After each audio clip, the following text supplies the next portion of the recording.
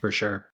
Moving on to Sunday, we've got the Tampa Bay Buccaneers taking on the Detroit Lions. Yeah, this is definitely going to be interesting. Both teams and their passing games, they've just been kind of red hot. And kind of conversely, both the Lions and the Bucks passing defenses are, pretty bad. Like bottom third is, I think, from the last time I checked there. So, the point total for this game, it looks like it's projected to be about 48 and a half.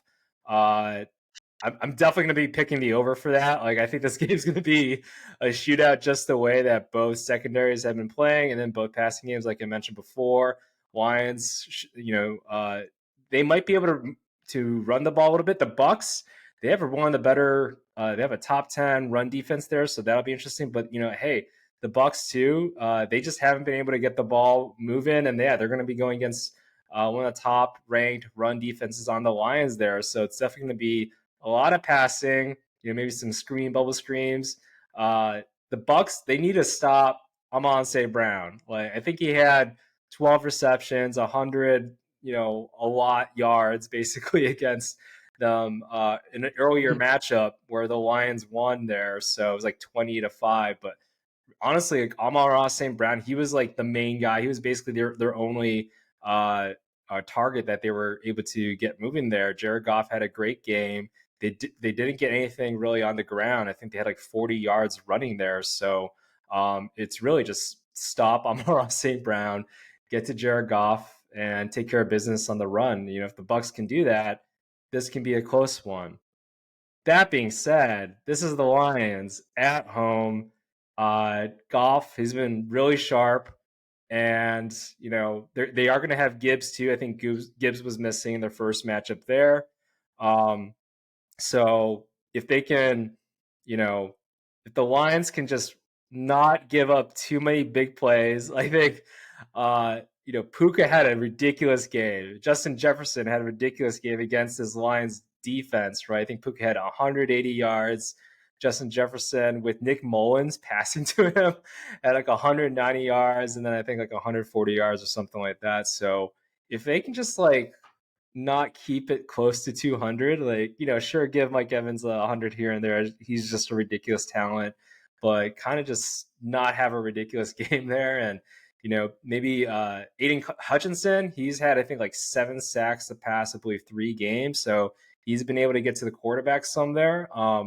If they're able to get some pressure against Baker, maybe get an errant throw here and there, that can definitely, be the difference in the game. But 7.5 or 6.5, I should say. Lions, I think they win and cover. I think they can cover this. I just think they have a lot of momentum. I think they'll be able to run the ball a little bit, especially at home. It's just going to be a raucous crowd. And, I think they have big aspirations this postseason. So, yeah, going to pick the Lions covering at 6.5. Yeah. Man, I felt like the Tampa, Philly game was more of a story about Philly absolutely collapsing than it was about Tampa persevering, dominating, putting it to, Philly overall. It just felt like, that tail end of the season. We talked about that in the preview. It was just this to me is about Philly quitting, not playing their best. Maybe there's an inner turmoil that we're still trying to figure out what the root of it all is, but man, I saw guys just quitting out there. I mean, passes that were going for 60 yards. I think the one to Trey Palmer. I just missed tackles. I think Ray Lewis commented on it with the Manning brothers on their their cast and everything like that. But I've seen stuff like that over the course here from Philly in this tail end of the season where it's just like just giving up big play after big play. Not gang tackling, not being like even the last resort, just kind of falling to their knees and not really getting the job done. So I don't know what it is, but there's just no reason for a team like that to go from what we were looking at as maybe a top 5, top 10 unit on defense to completely bottoming out toward the end of the year.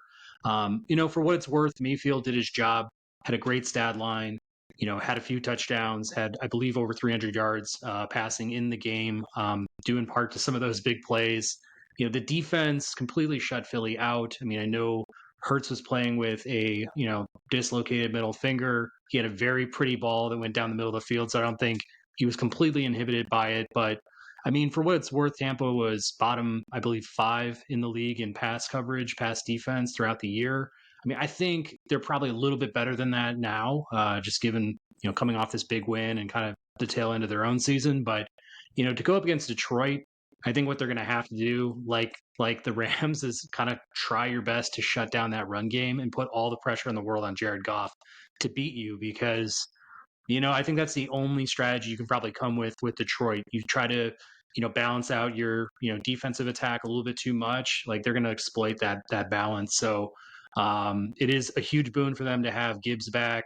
Like you were saying with Amon-Ra St. Brown, I mean, he's like controlling that short yard, mid-range yardage game. I feel like anytime he gets the ball, he's so choppy. He's kind of like Pacheco and just like his strength once he has the ball. I mean, he's able to break tackles and get those extra yards. Laporta, I mean, getting him back in another week, healthier is definitely going to be helpful for their, pass attack too. That game with Detroit and Los Angeles was like really competitive. For moments throughout the game, I actually felt like Los Angeles was going to win the game, just because it just kept getting closer and closer to them, putting it back into the red zone, or had they not decided to punt, with 5 minutes left to go and just win for it. I believe they needed 5 yards. Like, that probably would have been a smart decision at the time. But yeah, it was a game of inches. Detroit completely earned that victory, and I think Los Angeles is a better team than Tampa, in my opinion. So I'm going to go right there with you. I have Detroit winning as well, and I'll have them covering this one, because I do feel like this is a type of statement game. I think they'll come out, show what their offense is really all about, exploit the pass defense of Tampa, combining in a little bit of that run game too. But I think at least being at home and having what I think is an inferior opponent to match up with in the next round, they've learned enough from that first one, get it out of their way, get that victory under their belts, get a taste of what it's like to win in the playoffs nowadays. Like, they're going to come in with a lot of fire and line themselves up for the NFC Championship game. Yeah. I mean, how about the two Pennsylvania football teams kind of just not I think they're probably the two worst teams here in the entire playoffs, right?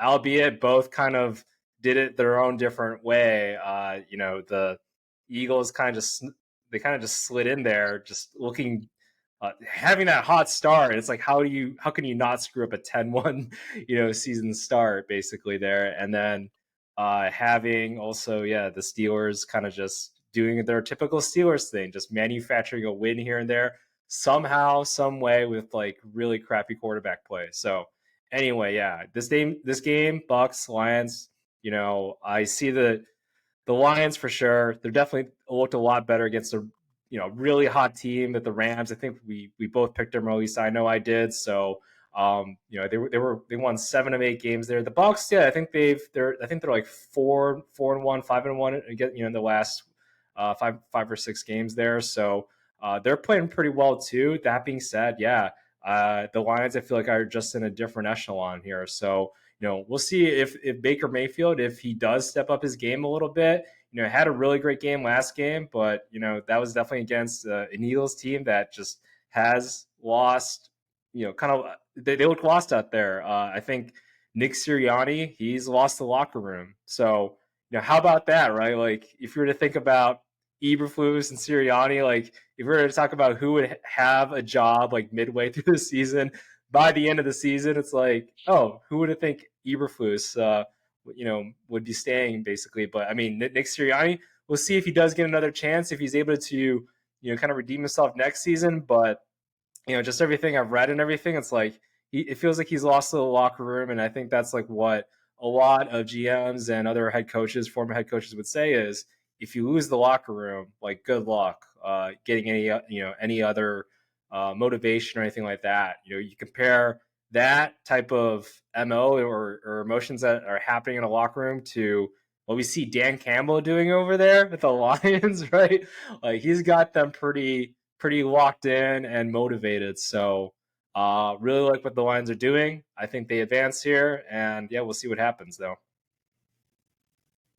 Yeah. On that point, I know it kind of moves away from the game itself, but I would consider it a travesty if Sirianni was let go, if it is only based on performance. If we are, you know, talking about what you're talking about, if he's actually like caused some real rifts or there's some, un mitigatable damage that he's done to his team. Like I totally get that. I think that would probably be the only reason I would let him go on because for 3 seasons to do what he's done with Philly, getting him to a Super Bowl last year, I mean, pretty much being one of the dominant forces in the NFC East. I mean, I think that that definitely says a lot. Um, they did go into that game without AJ Brown. From what I've heard, Brian Johnson, their offensive coordinator, has had problems with Jalen Hurts. I've heard Sean Desai, obviously a former Bears defensive coordinator, got his duties stripped from him and given over to Matt Patricia. I think both of those guys could probably be out the door. I know Brian Johnson at least has been getting looks as a possible head coach candidate, maybe an offensive coordinator for another team. But I think you bring in maybe one offensive coordinator, one defensive coordinator to really help right that ship after Steichen and Gannon left. And that's been a lot of the talk too. I've heard that Lurie and Howie Roseman have just been kind of like, debating whether or not they can, keep Sirianni and just bring in new coordinators. But they were talking about how that was an issue and that somebody's going to be let go. I mean, some folks are going to be let go regardless. I just think in today's day and age, like we did see McCarthy get retained after a 12-win year and a really shitty playoff performance, but it's like it's too quick trigger to me, man. Like great head coaches don't grow on trees, man. They really don't. I mean, we look every single year, there's like 5 to 8 jobs available every year. I mean, just cycling through some of the retreads or trying to take a gamble on, who we think is the next big thing. Like, it doesn't always pay off. I mean, I'd almost get like gamble that it doesn't pay off majority of the times. And it's really hard to find, you know, a guy like Sirianni who's young, pretty much done nothing but excel when you look at win loss and getting his team to some pretty great heights. I mean, I think if he does get let go, he's going to have a job tomorrow, kind of thing. So, all this said, just like want to throw caution to the wind there that just letting somebody go at the head coach spot, doesn't solve all your issues. Yeah, 100%. Kind of like, how the Bears, they're kind of also just trying to figure out offensive coordinator right now and defensive coordinator too. So, yeah, a lot of, coaches. Hopefully the Bears get the best one and not the Eagles, but yeah, if I'm the Eagles for sure, if I'm an offensive coordinator, like if I'm like I don't know, like a Kellen Moore, maybe I want to like have more seasoning, kind of prove myself a little bit more, then that's definitely a great opportunity, I think, to just join that roster. Albeit, yeah, they're not going to have Kelsey anymore. So, but they still have a loaded roster, still one of the better offensive lines, and young talent in Jalen Hurts. So, and a good wide receiver core too. So, yeah, I don't know. It's definitely an interesting thing to talk about. Sorry, Bucks and Lions fans, to make this a little bit more about the Eagles and their downfall here, but we just definitely had to feel like mention it. Just because it's such a interesting story and how that season just kind of washed away there, right there at the end there. So, yeah. Yeah. So we'll see. But as far as Detroit Tampa goes, it sounds like we're both on the same side. We're looking at Detroit going over pretty handsomely. So